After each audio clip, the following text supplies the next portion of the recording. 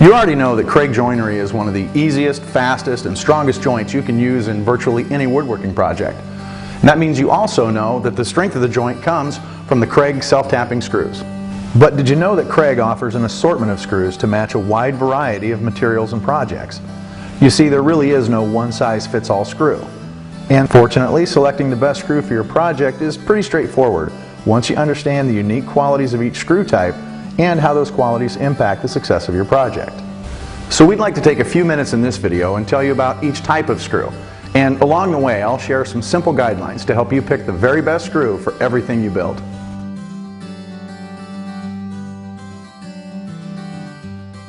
The first thing we need to talk about is composition, or what the screw is made of. Kreg self-tapping screws are available in 3 compositions. Choosing the best one for your project is simply a matter of understanding how moisture will affect the screw. For indoor projects where exposure to moisture isn't really a concern, zinc screws are a good choice. These screws are made from case-hardened industrial quality steel and covered in a thin zinc coating. Keep these screws on hand for bookcases, tables, and any other projects that are going to spend their time inside in a dry, controlled environment. Whenever a project might have some exposure to moisture, you'll want to use a blue coat weather-resistant screw. Blue coat screws are also made from hardened steel, but rather than a zinc coating, these screws are coated with 3 layers of anti-corrosion material for a much greater level of protection. These screws are perfect for all kinds of indoor and outdoor projects, like kitchen and bathroom cabinets where dampness can be an issue, as well as benches, planters, and mailboxes that are outdoors and exposed to the elements. Also, with the corrosive chemicals used in modern pressure-treated lumber, blue coat screws will hold up in the long run. Now, for the most extreme outdoor conditions, you'll want to use stainless steel screws. These are actually designed for maritime applications, such as boat building and repair, which means they're perfect for docks and other structures that will be in or near the water, even salt water. These are also a popular choice for pressure-treated projects.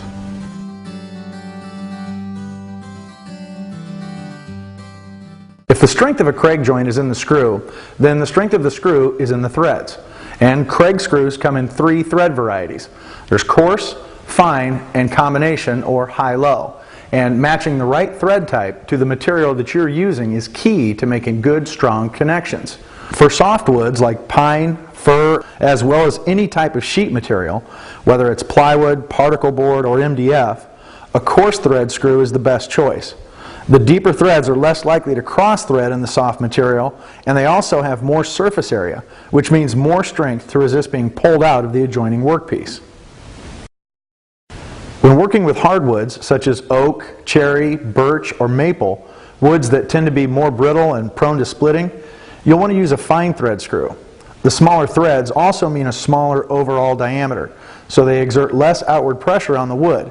That means you're less likely to split a board and ruin a workpiece. One final option is what we call a high-low screw.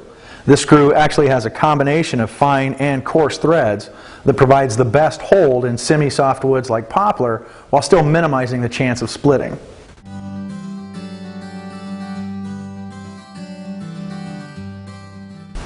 Next up is head style. And here you've got 2 choices, the Maxi-Lock washer head or the smaller pan head style. In most cases, you'll want to use the Maxi-Lock head to create the strongest possible joint. These screws essentially have a washer built right into the head that provides a large surface area to exert the most pressure over the widest area. Panhead screws are the preferred choice when working with half-inch thick material or when building with extremely hard woods like ironwood, ipe, or mesquite. The smaller head diameter means they fit inside thinner material better and allow the head to sit below the surface of the pocket hole. The reduced shank diameter makes them less likely to split thin or extremely brittle material.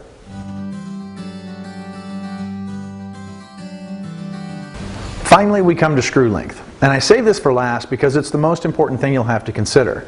Now, in most cases, it's pretty easy to determine the right screw length for your project. Every Kreg jig comes with an owner's manual that has a table to help you identify the proper screw length. That same table is available online at kregtool.com. To match the screw to your project, simply find the thickness of the material you're using, and the best screw length for that material is listed right there. So for example, if you're building a project using 3/4 inch thick material, you'd simply look at the table and see that a 1 1/4 inch screw is recommended.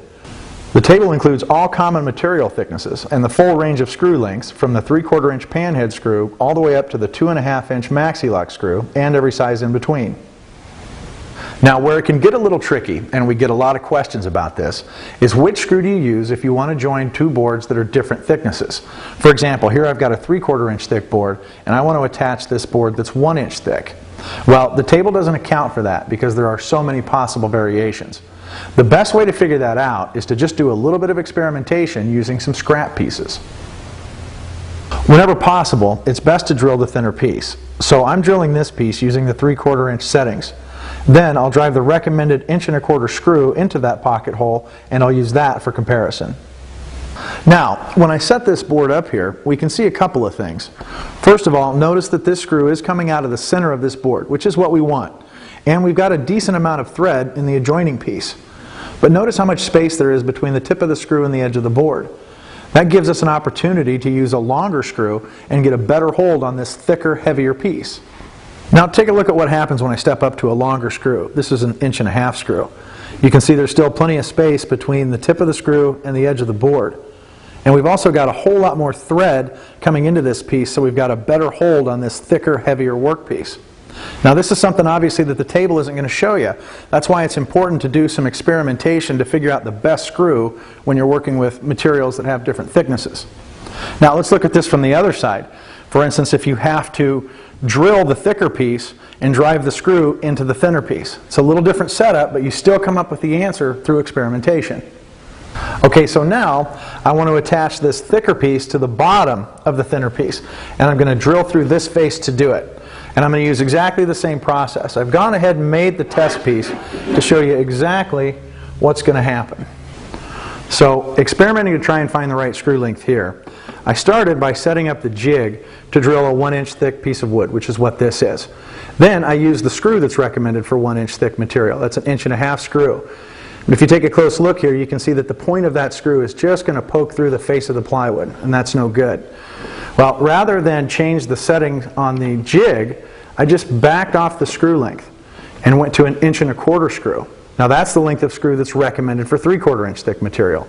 So the ultimate solution here was to drill this thicker piece using the settings for 1 inch, and then I used the screw that's recommended for this thickness, 3/4 inch. So you might have noticed that there's something of a pattern to this. In the first scenario, when we were drilling the thinner piece and driving the screw into the thicker piece, the proper setting turned out to be setting up the jig for the thin piece and then using the screw that matched the thicker piece. Now when we reversed that, we were drilling through the thicker piece and driving into the thinner piece. Again, those things just switched. We wound up using the jig setting for this thick piece, but we used the proper screw length for the thinner piece. So that's a pretty good rule of thumb, but it's not a hard and fast rule. As these boards get further away from each other in terms of their thickness, say this one gets thicker and this one gets thinner, the experimentation and the trial and error becomes that much more important. So what you need to do is just try these different setups in scrap wood before you start working on your project. That's the best way to find the perfect screw when you're working with boards of different thickness.